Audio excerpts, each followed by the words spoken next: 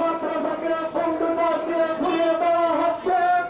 বিশেষ করে যখন এই মোদী সরকার নতুন করে একটা প্রশাসনের নির্বাচনের মাধ্যমে আবার নির্বাচিত হয়েছে, তখন পশ্চিমবঙ্গে ওই শুভেন্দু কুলাঙ্গার নতুন ভাবে মুসলমানদের উপর নির্যাতন শুরু করেছে।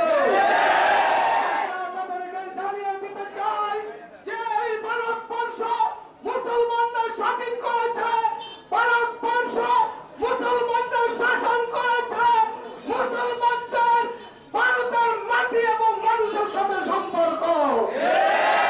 এই জন্য মুসলমানদের বিরুদ্ধে যদি ষড়যন্ত্র বন্ধ না হয়, বাংলাদেশ সহ সারা বিশ্বের মুসলমান লজ্জা উঠবে ইনশাআল্লাহ। আমরা তাদেরকে জানিয়ে দিতে চাই, যদি এই জুলুম নির্যাতন বন্ধ না করা হয়, বাংলাদেশ থেকে প্রয়োজনে আবারও শাইখুল হাদিস সাল্লাল্লাহু আলাইহি ওয়াসাল্লামের মতো আবারও লঞ্চ করা হবে।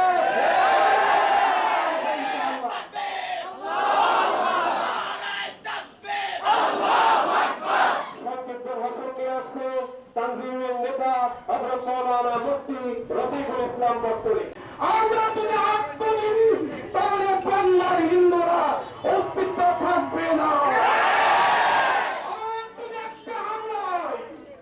আবারও লঞ্চ হবে ইন্ডিয়ার দিকে। আগুন ধরে বাংলাতেও আগুন জ্বলবে।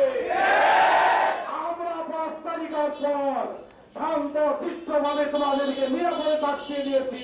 তোমরা জেনে রাখো, মুসলমানদের এক জায়গায় আগুন লাগলে সারা পৃথিবীতে আগুন লাগে, আগুন লাগে।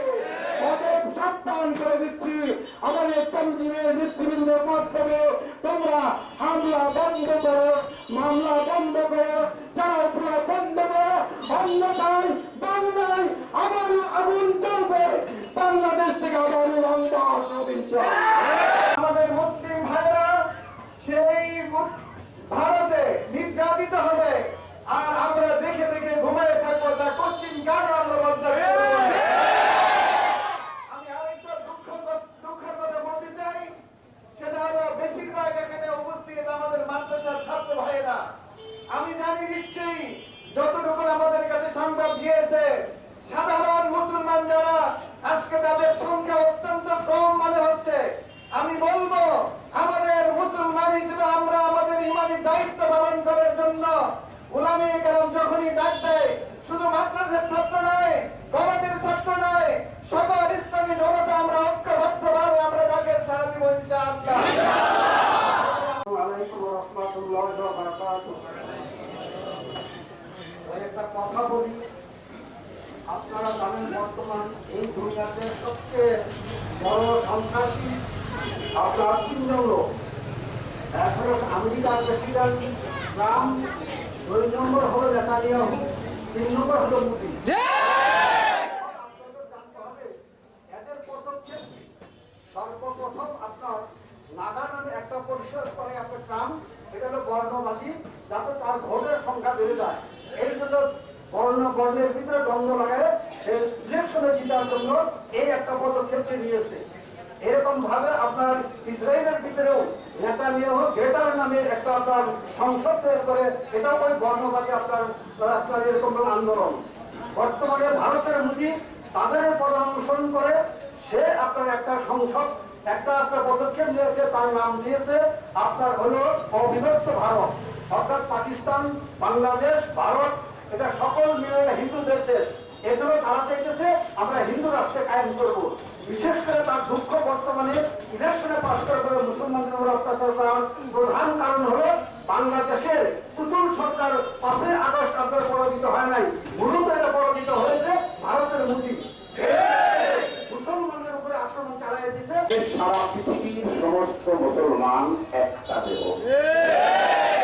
পৃথিবীর এক কোনায় যদি কোনো মুসলমান নির্যাতিত হয়, আর এক কোনায় যদি একজন মুসলমান থাকে, ইমানদার থাকে, আর সত্যি যদি সে ইমানদার হয়, সে অবশ্যই ব্যথিত হবে এবং মারাত্মক ভাবে সে অস্থির হবে, পেরেশান হবে। অর্থের কারণে আজকে ভারত আমাদের বাংলাদেশের পার্শ্ববর্তী রাষ্ট্র, প্রতিবেশী রাষ্ট্র, আমাদের কারো জানতে বাকি নাই, সীমাহীন নির্যাতন চলতেছে। শুধু মুসলমানদের উপরে খালি নির্যাতন চলতেছে তা না, বরং তাদের ধর্মীয় অনুভূতির উপরে চরম আঘাত। মসজিদ মাদ্রাসাগুলো খালি ভেঙে দেওয়া হচ্ছে তা না, বলা হচ্ছে এই কথা, মসজিদ ভাঙ্গ, মাদ্রাসা ভাঙ্গ, আর সেখানে মন্দির নির্মাণ করো। কত মারাত্মক কথা। আবার সেখানে সামনে হলো ঈদ, এটা কিসের ঈদ? কোরবানির ঈদ। পিছনেরটা ছিল রোজার ঈদ, সামনেরটা হলো কোরবানির ঈদ। যদি কোরবানি না থাকে তাই ঈদই তো নাই। প্রধানমন্ত্রী হয়েছেন একথা আপনি মনে রাখবেন। যুগ যুগ ধরে বিশেষ করে স্বাধীনতার পর থেকে বাংলাদেশ এবং ভারত যে সাম্প্রদায়িকতার বন্ধুত্ব স্থাপন করে আছে, যদি ভারতে আরেকটা মুসলমানের উপরে আক্রমণ করা হয়, আরেকজন মুসলমানকে যদি মারা হয়, যদি বাংলাদেশে কোনো হিন্দুদের উপরে আঘাত করা হয় প্রতিবাদে, এই সম্প্রদায় যদি নষ্ট হয়, এর সম্পূর্ণ দায়ী থাকবে নরেন্দ্র মোদী। টিকে বলে সংগ্রামী সাথে বন্ধু করতে জানেন, ক্ষমাবে আসছেন, ক্ষমাবে থাকবেন। আমরা পরিষ্কার বলতে চাই, আপনি বাংলাদেশের পার্লামেন্ট থেকে, সংসদ থেকে অতি দ্রুত ভারতের মুসলমানদের পক্ষে, এই উগ্রবাদী হিন্দুবাদীর পক্ষে আপনি দ্রুত একটা সংসদে প্রতিবাদ জানান, ঠিক কিনা?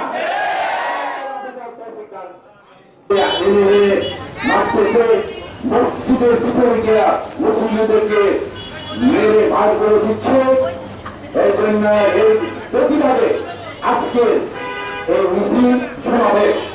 ভাইয়েরা আমার, আমি বলতে চাই, বাংলাদেশ সরকার প্রধানমন্ত্রী তারেক রহমানকে বলতে চাই, আপনি আমাদের বাংলাদেশের সকলের পক্ষ থেকে এই প্রতিবাদ বিশ্বের সমস্ত রাষ্ট্রপ্রধানকে জানান এবং প্রতিবাদ করে দেখে দেন যে মুসলমানের উপর নির্যাতন হতে পারে না।